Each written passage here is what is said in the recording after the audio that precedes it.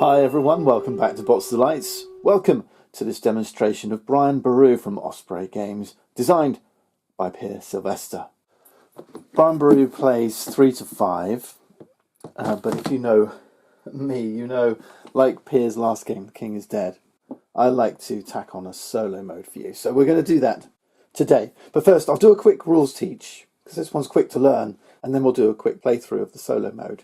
With this solo mode, you don't need anything extra than what comes in the box. So that's a bonus, always a bonus. I'm going to clear away because I played a game just recently, and do you know what, it came out as an exact tie. Same score, even the tiebreakers were all the same. This is a trick-taking area control game. Boru is the High King of Ireland, and we're around the year 1000 AD.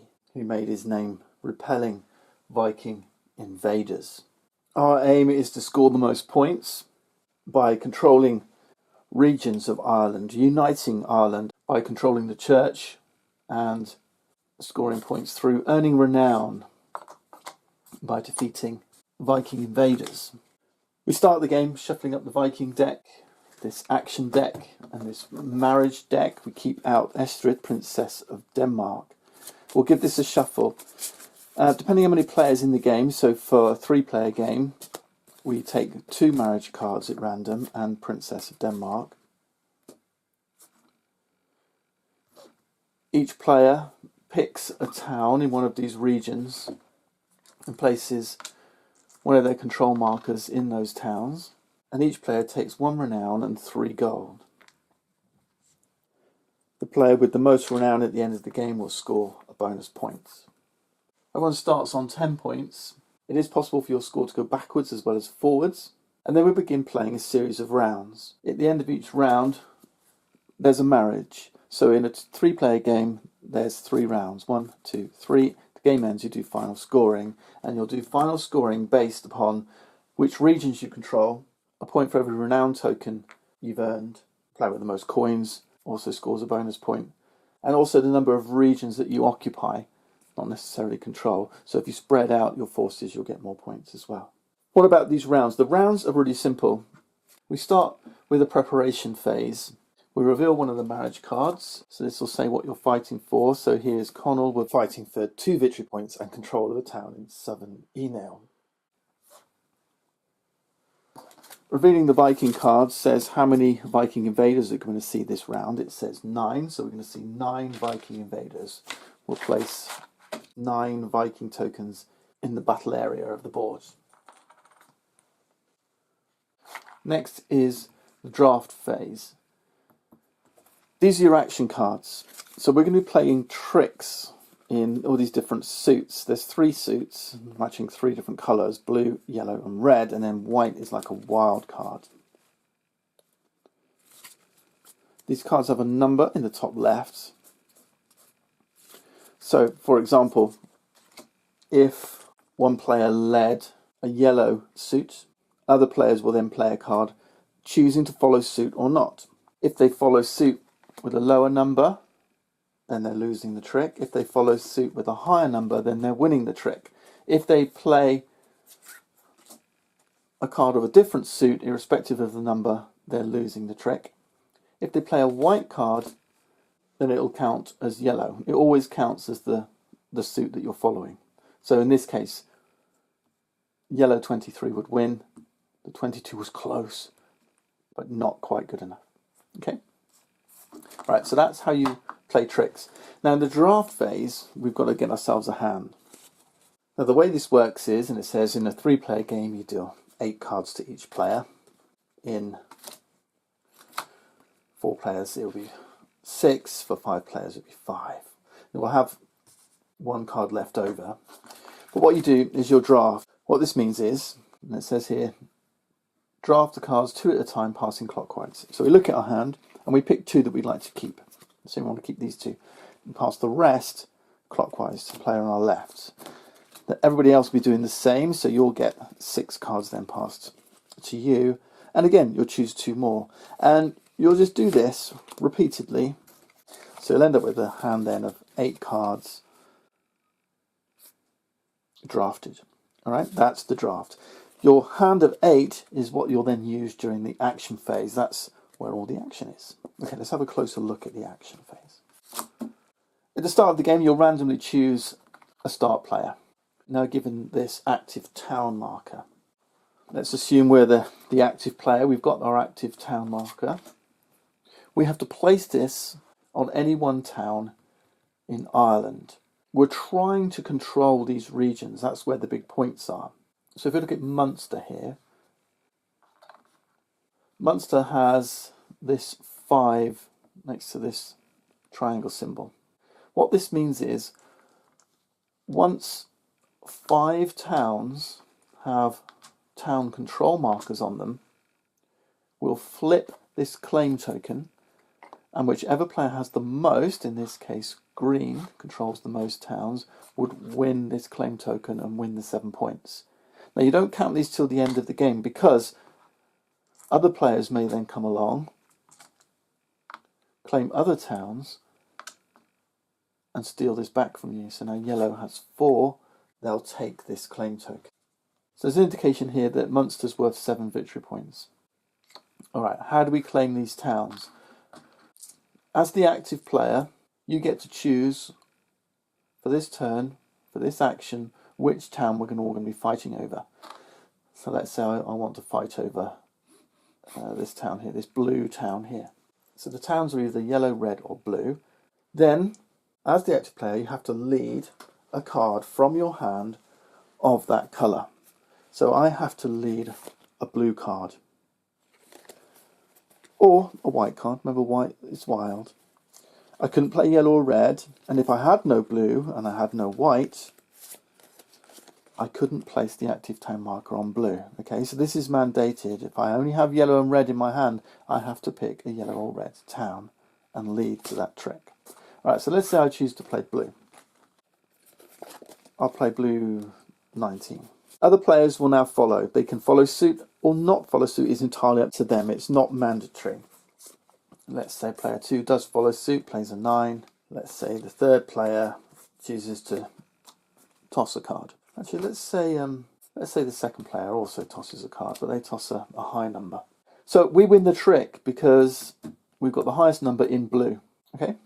Now we resolve these cards, and we resolve them in numerical order. So on the card, as well as these numbers, there's also these icons which represent actions that you're going to take in response to winning or losing the trick. So player 3 has the lowest number, they'll go first. They lost the trick. On the card in the upper section, you do this bit if you win the trick, you do this bit if you lose the trick. On some of these cards there's 2 options, so you have a choice. If you lose the trick, you choose one of these 2.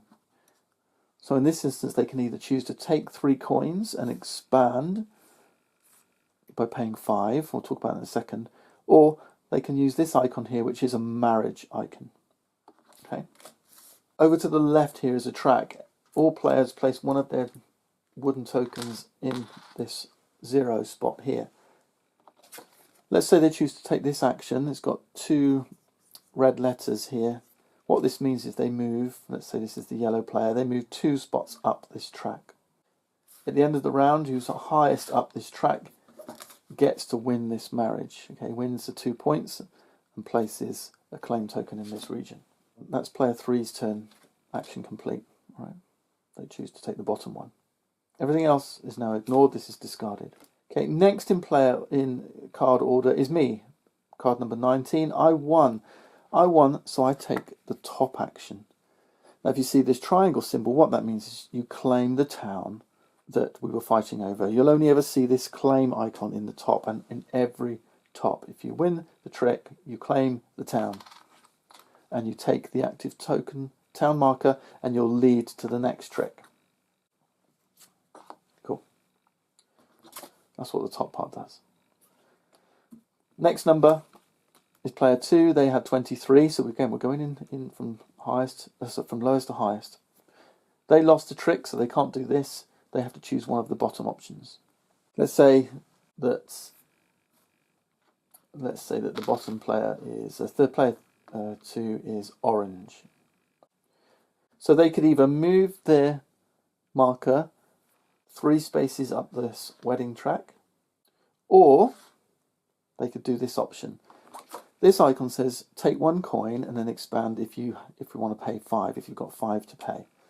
So they take a coin and then optionally they can spend 5. Let's assume they take a coin, that leaves them with 5. What does this expand mean? They pay the 5 coins, and then what you'll notice is some of these towns are joined by these white lines. These are roads. Expand means take one of your wooden tokens and place it on another town adjacent to one of your towns joined by a road. So they could place a token here. We couldn't place a token here, we're not joined by a road to one of ours. Okay. Likewise, if I were here, I couldn't place here because it's not adjacent. Green occupies this spot. All right, it has to be adjacent. Once towns are claimed, there's no way to grab them back. All right, this is a one-time deal. Once you've claimed the town, it's kind of protected. However, and we'll come to that in the battle section, there is a way of losing towns to the Vikings, those Viking invaders, but not to other players. Okay. So what that means is when you're choosing a town, if you've got the active town marker and you're playing a turn leading to the next trick, when you're selecting a town, red, yellow or blue, you can't select a town that's occupied, one that's already controlled. Okay, it has to be an empty town, but in any region that you wish, as long as you've got a card to match the colour. So what do all these other icons mean? There's a reference in the book. So we've seen this one, claim a town, take a coin. This one says return a coin. Okay, this is what this icon was, return a coin. So claim a town and return 2 coins. You have to pay 2 coins. Now if you can't pay, you lose points. Okay, 1 point per coin that you can't pay. Paying the coins is mandatory. If you've got the coins, you've got to pay them. If you haven't got the coin, you lose 1 point per coin. All right. That's why we started part way up the track. In setup, we started on 10 because we can lose points by having to pay coins we don't have. If you see the sun icon, that means take a renown. Right. Renown is going to score you points during the battle section when you fight Vikings. We'll look at that. The church icon is this icon here. For each icon, you place a token in the church area of the board. Right, and we'll come to that at the end. Whoever has the most tokens here at the end of the round gets to perform some church actions. We'll see those shortly. Here we have the Viking Raider icon. So if you see this axe, here we've got 2 axes. We defeat 2 Viking Raiders. We'll collect those, place them in our player area. Again, in the end of the round, and this is upkeep, we do marriage step, we look at this track. Battle step, we look at this, who's got these most Viking test tokens. Church step, we look over here in the church area, and then we claim regions. Right, so we'll come to that in a second. Move your marriage token, we saw that already. Spend 5 to expand into a new town. And then lastly, this one says remove a Viking token. So towns, like I say, can be taken over by the Vikings. If you get to play the remove a Viking token, you can free one of your towns from the Viking grip. Okay. All right. Now remember, all the time we're trying to take actions to control towns so that we can claim regions. But many times, claiming regions is not what we want, or taking towns, or maybe we've got other ways to claim towns. We'll look at the battle step and the church step in a bit, and the expand step. Collecting coins and expanding is a great way to expand along these roads, as well as claiming through winning tricks. Okay, so losing tricks is sometimes a great option. It's what you want to do to expand, get money, defeat Vikings, win favour with the church, or even remove Viking control. So we'll keep playing. Remember, you've got a hand of 8 cards. Now we're going to play 7 tricks in total until you've got 1 card left in your hand. So one of your cards will be left unspent. Think about which one it will be. Think about which tricks you want to win, which towns you want to control, which tricks you want to lose, so you can play up some of these tracks. Once you've played 7, you've got one hand left. That's the end of the actions round. And then we move to the upkeep phase. So in the upkeep phase, whoever's highest up this track will claim this marriage, place a town token to claim in this region, move their token up 2 victory points in this case. And then they move their token back to the bottom. Everybody else's tokens stay where they were. But you also get little bonuses. So if I'm green, for example, okay, I didn't win the marriage. I wasn't highest up this track, but I get a coin. And also, I'm now a little bit further ahead for next round. All right, so when I start losing tricks and playing this up, I've already got a little bit of a jump on other players. If they overtake me, win the marriage, again, I'm further up this track. This time I'll get 2 coins, and then next round I'll be further up to get higher up. Okay, that's the marriage step. Then we've got the battle step. There's a handy chart here to show you what happens in the battle step. Basically, whoever's collected the most of these Viking tokens, remember you were using your battle axe action to collect these tokens, gets to place one of these Viking invader tokens on any town held by the player with the fewest of these tokens. All right, so you can knock out one of their towns. Then these go. Then the player with the most tokens gets what's called the spoils of battle. Again, it's up here. So the first step says knock out a town, remove all the Vikings back to the supply. Player with the highest gains 1 renown. Okay, that's the first thing for spoils of battle. Gains 1 renown and then scores 1 point for every renown token they've got. So if they held 2, they've now got 3, they'd score 3 points. And then if they won the next battle in the next round, they'd get 4, they'd score 4 points. So the more battling you do, the higher this goes up. All right? Then they return all their Vikings back to the supply. The player with the next highest number of Vikings, they don't get any renown, but they just score 1 point. So if they had 3 Vikings, let's say that was the next highest total, they score 1 point and then they lose 1 Viking. So they'll save 2, kind of like with the marriage, you know, when it's carried over. They'll save 2 and they'll carry over till the next round. So they stand a better chance then of being the one with the highest and scoring renown next time. So that's the battle step. Then we go to the church step. And it's a similar kind of thing. And there's a little chart here to show you how this works. Let's put let's say orange has got 5 tokens here. Let's say yellow has 3. And let's say green has more than anyone. Let's say they have 6. Okay. So whoever's got highest gains one of these green tokens. These are called monasteries. And they place them over one of their towns. Let's say they had this yellow town in Dublin. They then place a monastery here.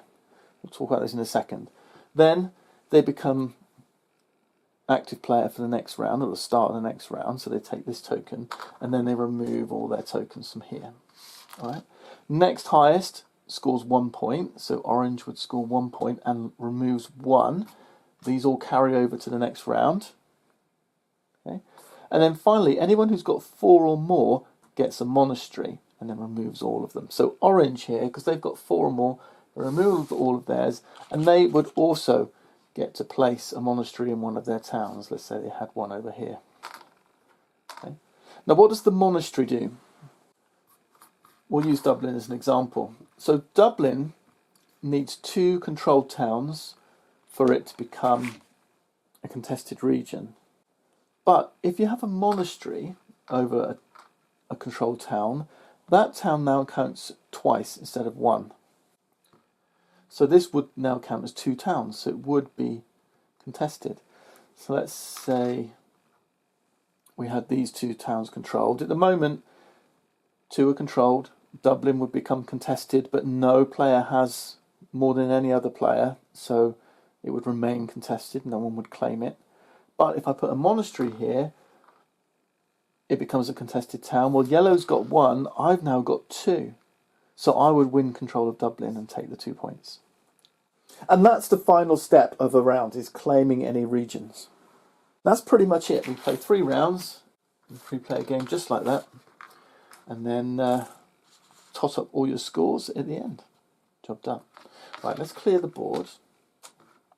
Let's set up for a solo game, shall we? We'll give those a bit of a reshuffle.